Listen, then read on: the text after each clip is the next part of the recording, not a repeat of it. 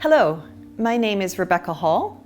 Many of you will know me as the principal flute of the Malta Philharmonic Orchestra, but I also lecture in Baroque music, flute, chamber music, and the role of women composers in music at the University of Malta. I'm absolutely thrilled to have been offered the opportunity to speak to you today as part of the National Library Lecture Series. And this particular lecture is a topic which is very close to my heart. It is solving a mystery. The mystery of Maltese Baroque chamber music composition, and very specifically, the mystery of two sets of pieces of music, both composed for flute in the late part of the Maltese Baroque. The title of this piece is To Delight and Move the Affections, with apologies to René Descartes. So let me take you on this mystery tour of Maltese Baroque chamber music. Many of us will know René Descartes from his famous philosophical conclusion, cogito ergo sum, I think, therefore I am. Others may have less profound memories of their struggles to plumb the depths of Cartesian geometry. Like so many of the great thinkers of the Baroque era, Descartes was obsessed with music. To this end, in 1618, he wrote his first surviving work, Compendium Musicae. In it, he discusses the mathematical side of music, musical pitch resonances, harmony, and the purpose of music as a means of both pleasing the senses and arousing the passions. Descartes summed up his philosophy about the role of music by saying, "The object of music is a sound, the end to delight and move the various affections within us." The role of music has remained to a large extent as Descartes described it 400 years ago. But the way music has manifested itself within our lives has changed over the centuries. If there is one thing we have learned over the last 2 years, it is the importance in our lives of the arts, and within that genre, the music we hear. The significance of music in our lives is clear from the many ways in which we respond to it. Whether it is leaking from the headphones of the video gaming teenager down the hall when they should be in bed, in the background when we should be concentrating on the 5th Zoom meeting of the day, or in the concert that we intended to attend in person, but now we watch on our laptops, music has entertained, engaged, and energized us during this most unusual time. Now, imagine yourself back in Descartes' era. Born at the end of the 16th century, the technological innovations that contribute so much to the music making of today would have been unimaginable. No streaming, no computer databases to access music scores, no online collaborations in real time with musicians around the globe. Music printing with movable type had been invented only a century earlier, and Petrucci's elegant sheet music was still a luxury item. So, what to do of an evening? The widespread training in music was still left to those in the highest echelons of society, those for which the gentle arts would have been a diversion to entertain, as well as a status symbol to evidence the affluence of the household. From monarchs to the upper middle classes, an education in music would have been seen as a necessary requirement. Courts, great and small across Europe, would have had their own resident composers, singers, and orchestras. The castrato Farinelli's residence at the court of King Philippe V in Spain, les violons de roi, les petits violons, and the écurie in Louis XIV's France, the opera superstar Francesca Bordone at the court of Augustus the Strong in Dresden, and C.P.E. Bach's role as accompanist to the flute-playing King Frederick the Great are just a few examples of the star power that would have been called upon to entertain and dazzle. Royals would have shown their wealth and power through the culture of their courts. But it was not just royal courts and noble families which would have had their own establishments. The wealthier classes would have enjoyed musicians in their salons. The 18th century financial manager Alexandre le Riche de la Pouplinière was wealthy enough to provide a platform for the compositions of Jean-Philippe Rameau. But it was not just merely a well-appointed venue. Pouplinière also maintained an entire orchestra, including importing musicians from Germany, so that Rameau's compositions, and in turn, Pouplinière's munificence, could be best appreciated. Musicians attached to royal courts often did double duty, performing in both chapel and chamber. A large court would have had several musical performances during the day as part of church services, then entertainment at meals, rehearsing for productions, and training royal offspring. In Malta, resident professional musicians would also have had one foot in each musical world. The population of the island was approximately 50,000 in the 17th century and reached 100,000 by the end of the 18th. The circles of knights and the local nobility, most of whom received their titles at the hands of the Grand Masters, were significantly smaller. Musical training beyond a rudimentary level meant that local musicians left Malta to further their education, and the main destination was Naples. The investment often reaped the reward of steady employment when or if they returned to Malta, and the expectation of frequent new compositions was part of the requirements of the post. We treat much classical music in our time with almost museum-like reverence. The works of Handel, Bach, and Mozart are analyzed, scrutinized, and argued over with a fanaticism that many in the period in which they were composed would have found absurd. Music was, in many cases, a dispensable commodity. Stories exist of Haydn's wife using manuscripts to curl her hair, or that Bach's music was rediscovered by Mendelssohn when the butcher gave the servants a piece of meat wrapped in an original piece of the St. Matthew's Passion. The same phenomenon of musical dispensability exists in our own society. We are bombarded with almost daily releases of forgettable pop songs from hit-making composing teams writing to a formula.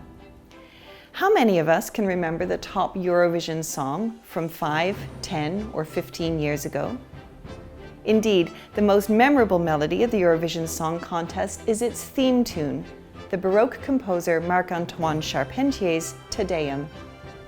So, composers felt free to be the original eco-friendly artists, reusing arias, themes, and sometimes entire works when and where the needs suited them. If one considers that music was a background entertainment at dinner or chatted through during an evening at the theatre, one could hardly be expected to produce melodies of timeless inspiration. Composers studying in Italy, or foreigners who came to Malta in search of employment in the musical field, would have been expected to compose copious amounts of music. But then, as now, music was for many an area of employment. Few and far between were the composers with enough time and wealth to compose simply for pleasure. Liturgical music for the many new churches sprouting up on the island during the Baroque would have been a first choice for composition. Maestri di Capelli were expected to compose music for significant events during the church year, as well as special commissions for prestigious occasions, such as the election of a pope, an event such as a noble visit, or to commemorate a feast day. But there were numerous occasions in courts across Europe for which less serious music would have been required. These would not be dissimilar to many of the events we attend today. A dinner party, an evening at home, background music for an evening at cards, or other diversions. There were no Spotify playlists to fill the awkward silences in conversation. So, what kind of compositions would these have been? Elizabeth Charlotte of Bavaria writes to her sister Wilhelmine Ernestine, the Electress Palatine, from the court of Louis XIV in December of 1682. Her letter gives some indication of what a royal visitor or member of the court may expect of an evening in the royal chambers. All the members of the court assemble in the king's antechamber, and all the ladies meet at 6 o'clock in the queen's room. Then they all go together into the drawing room of which I have just spoken. From there they go into a large chamber where there are violins playing for those who wish to dance. The king's throne is in the next room, and here there is every sort of music, including concertos and choral singing. The next room is the bedroom, where there are 3 tables set for card playing. Those who do not play, like me and many others, wander about from one room to another, sometimes listening to the music and sometimes watching the gaming. In fact, one is allowed to do whatever one likes. This goes on from 6 o'clock until 10 o'clock when everyone goes for supper. While working with the expectation that the court of the Grand Master was much smaller than that of the Sun King, and with consideration that the activities at his court may not have been as lavish or as blatantly secular as those in France, one can be certain that there was music played. The performers in many cases were often the composers themselves. Typical of these was Tommaso Prota, the Neapolitan son of a large musical family who was working in Malta during the early 1750s. He is known to have been employed by Fra Giuseppe Carafa, a knight of Malta. Prota wrote a large number of works in both sacred and operatical styles, including what is generally believed to be the first opera both composed in and for performance in Malta, his Abate, ossia il poeta moderno, in 1752. But his skill also extended to smaller compositions, including several trios for treble instruments and harpsichord. These Trio Sonatas are intended for 2 flutes, with the option of also being played on 2 violins or 2 oboes. This practice was common at the time. Allowing for different instruments meant that the number of customers for your published works was also increased. The sonatas themselves are dated from their publication in Paris in 1751. That they were intended for a French audience is further supported by their dedication to Louis Charles de Bourbon, a grandson of Louis XIV and his maîtresse en titre, Athénée, Marquise de Montespan. The dedication itself warrants further investigation. Why would a set of trio sonatas be dedicated to the younger brother of a lesser noble house, a family which spent little time at court, and which was, moreover, the offspring of a mistress who had had a spectacular fall from grace? The flute was a fashionable instrument across Europe in the Baroque period. French families, such as the Hotetaires, brought flute making, as well as performance, to a specialization in the early 1700s. But, apart from the expectation of possible future patronage or a commission, such a dedication seems to only add to the mystery of flute compositions in Malta during the late Baroque. Prota was not the only composer with a flute-related trail of clues to follow. One of Malta's most significant composers, Mikelangelo Vella, leads us on a treasure hunt of his own. Vella was a son of Senglia, one of the 3 cities which were already established on the island before the arrival of the Knights of the Order of St. John on the island in 1530. By the time of Vella's birth into an upper middle-class family in 1710, the Knights had been ensconced on the archipelago for almost 2 centuries. Their wealth, influence, and patronage would have been useful for the young Vella. He was destined for the church, leaving some doubt that he would have been intended to inherit the family business. But he had a predilection for music, and the combination of both a practical career and an interest in the art led him off the island to the center of musical studies in the southern Mediterranean, Naples. The musical bond between Naples and Malta was already cemented when the 20-year-old landed there to study at the Conservatory of Santa Maria della Pietà dei Turcini in 1730. As well, the import of musicians, singers, and composers, entire productions from the Italian mainland, was soon to become a staple of the newly built Manuel Theatre. Vella's teachers there included the principal composition master, Niccolò Faggio, and Leonardo Leo, the operatic composer with almost 50 operas to his credit. No doubt the Maltese composer Girolamo Abbos, who was also studying in Naples at the time, would have been familiar with Leo's works. But it was not operatic work which would have been the focus of Vella's studies. He was destined for the church, and after his ordainment in 1733, he served for 5 years in Italy. The opportunity of serving his home parish of Senglia brought Vella to Malta in 1738, and the return home allowed him to expand his work obligations. In addition to his clerical work, he also began to teach a range of topics, including music. While the production of sacred music for the church would have taken up a significant amount of his time, Vella also produced chamber works during his career. These included cantatas set to text by the Grand Master de Rohan and celebratory pieces composed for performance in Valletta during the Candlemaggio feasts, a commission from the Inquisitor of Malta for the election of the Pope Clement XIII in 1758. Among Vella's few surviving chamber works are two fascinating sets of compositions which could have held pride of place in any noble household's repertoire. The first is a set of 6 sonatas for 3 violins and basso continuo, for which parts were published in Paris in 1768. These works are slightly unusual in the adding of a 3rd violin part to what would have been a fairly standard combination of 2 treble instruments and basso continuo. At this point, a little explanation of terms may be in order. In Baroque music for small ensembles, the melody of a composition is usually based in a solo voice, such as a violin, a flute, a recorder, or a cello. In the case of many compositions, that upper voice is joined by other instruments, such as a second voice of the same instrument, 2 oboes or 2 violins, for example, or a combination of different instruments, 1 flute paired with 1 violin, or an oboe and a violin. The German composer Telemann wrote many compositions of this type. These upper or solo voices would be joined by a harpsichord, which for the purposes of this lecture we can consider as a precursor of the piano. Because the sound produced by the harpsichord had a rapid decay, meaning that the sound did not sustain for very long, the lowest notes of the harpsichord part would be reinforced by a second bass instrument such as a cello or its cousin the viola da gamba. This allowed the harmonies of the music to have more resonance. So, the combination of 2 upper instruments and a basso continuo group team of harpsichord and cello, for example, would have been common. The grouping of 3 treble instruments and basso continuo is a little more unusual.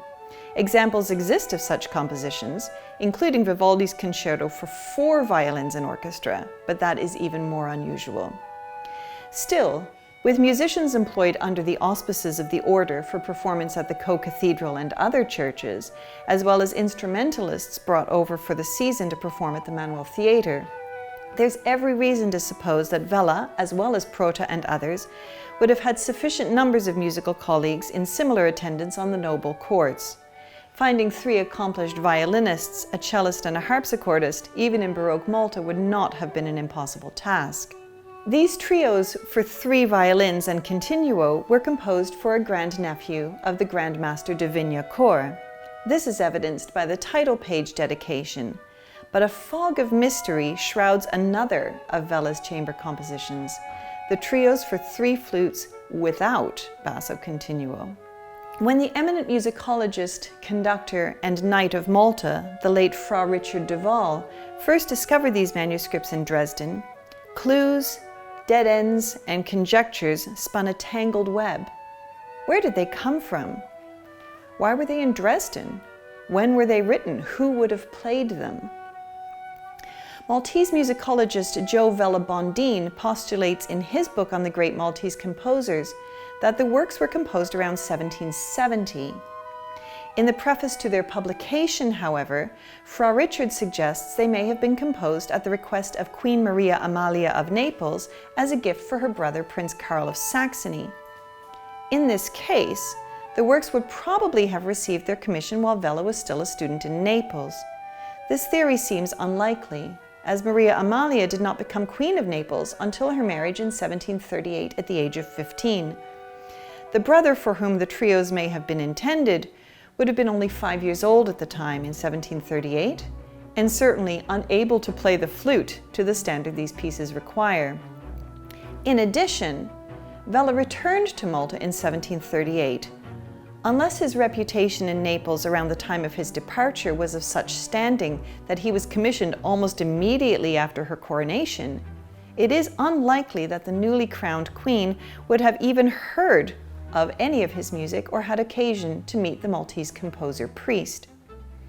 It could be, however, that the works were composed after he returned to Malta with the intention of presenting them to Her Majesty at a later date, but this remains merely speculation. Intriguingly, the only set of parts for these works is held in the library at Dresden, from which the Saxon connection may have gained its foothold. In addition, the parts are in Vella's own hand. But how did they get there, and for whom or for when would they have been written? Let's look at the possible scenarios in this mystery. Flutes in Baroque orchestras were generally considered to be special effects instruments outside the standard complement of strings, oboes, bassoons, harpsichord, and the occasional horns. On more than one occasion, the oboe players in such an orchestra would have been expected to double on the instrument, meaning they would have been expected to play the flute with almost as much proficiency as their primary instrument.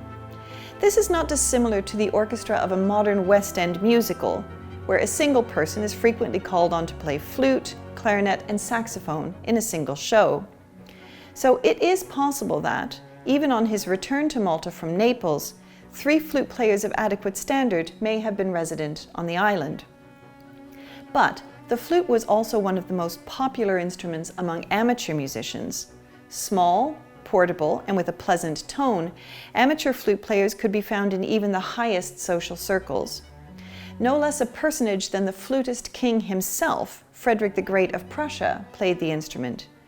With such a social provenance, it is entirely possible that one or more of the knights played to such a level that Vella composed in the hopes of their patronage, or was commissioned by one of them. It is also possible that the works were brought by a German knight back to Germany, where they were presented to either a noble family or a wealthy amateur as a souvenir de Malta. Or perhaps Vella was keen to exploit an opening in the market for compositions. While his family inheritances of land and property meant that he was not a starving musician, he may have also seen a niche in the compositional market that needed filling. Trios for 3 flutes without a basso continuo were less common than duos.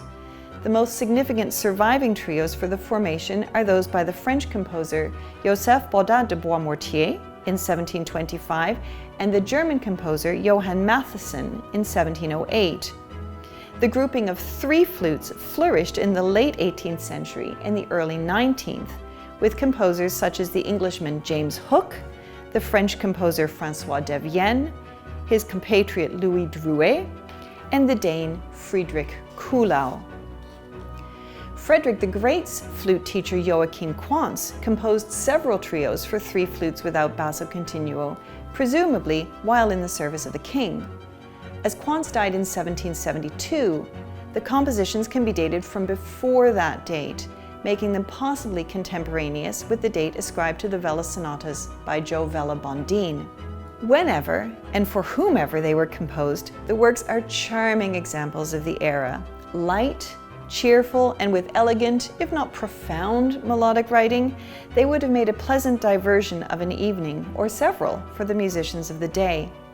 They are generally in 3 movements and sit comfortably within the range of the Baroque flute.